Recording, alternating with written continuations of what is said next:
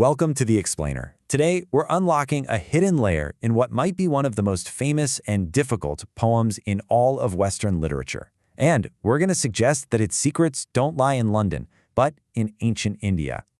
For about a century now, T.S. Eliot's The Wasteland has been held up as this bleak portrait of a generation just shattered by war. A total masterpiece of despair that perfectly captured the spiritual emptiness of the modern West. But what if this whole heap of broken images isn't just about ruin, but about rebirth? What if the secret to really understanding all its fragments lies not in Europe, but in the ancient philosophies of the East? Okay, let's really dive into this.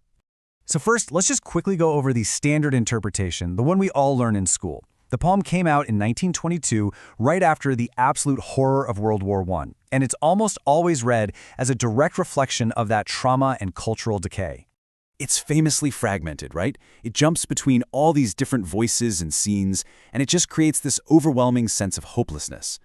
For decades, critics basically saw Eliot as expressing the disillusionment of his entire generation, a world that had completely lost its meaning. But that's only half the story.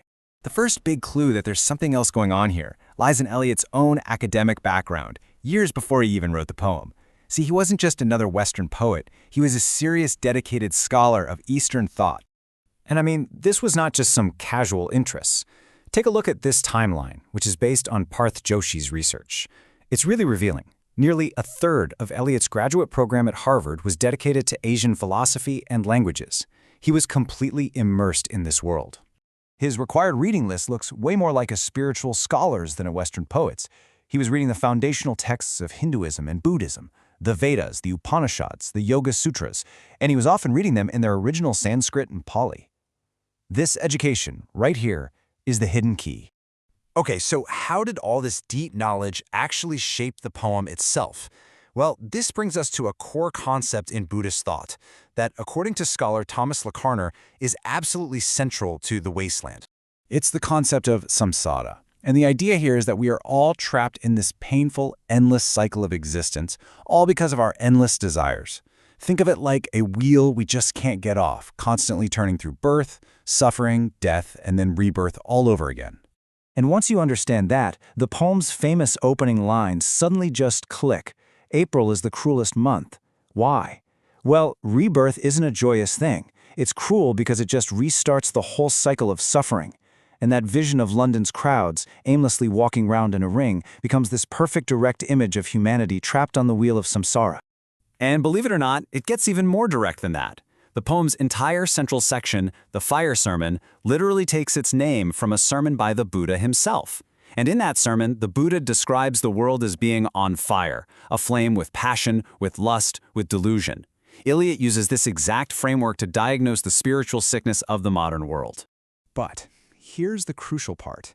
The poem doesn't just show us the suffering, it actually offers a path towards release, a way to get off the wheel.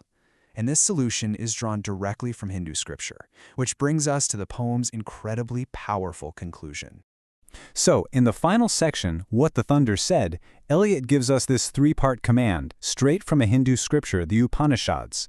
The thunder doesn't just rumble, it speaks three Sanskrit words, dada, deyadvam, damyata.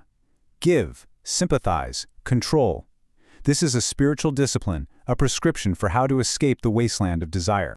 And then, of course, you have that famous ending, Shanti, Shanti, Shanti. Now, this is way more complex than just translating it as peace.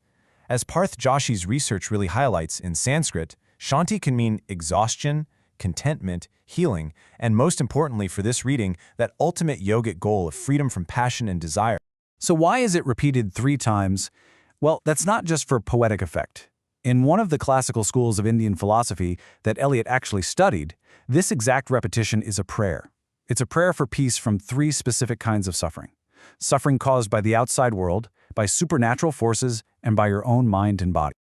So, you see, with this Eastern key, the whole poem just transforms. It's no longer just a portrait of decay, it becomes this incredibly sophisticated dialogue between cultures, a search for a universal solution to suffering. And here's the real clincher. We've always been told the poem is built on the Western myth of the Fisher King, right? His barren land needs a hero to come heal it. But look at this powerful parallel from the ancient Indian story of Shringa. It's a story about a barren, drought-stricken land that is only restored when a spiritually pure man arrives. It's a story Eliot almost certainly knew. You see, Eliot wasn't just randomly borrowing a few exotic-sounding phrases. He was weaving two entire traditions together.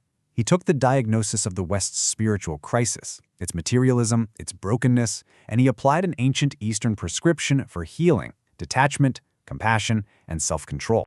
This whole reframing of the wasteland as this bridge between worlds really leaves us with a final thought. It just goes to show that great art can have these incredible layers that we completely miss if we only use one key to try and unlock it. So, it makes you wonder, right?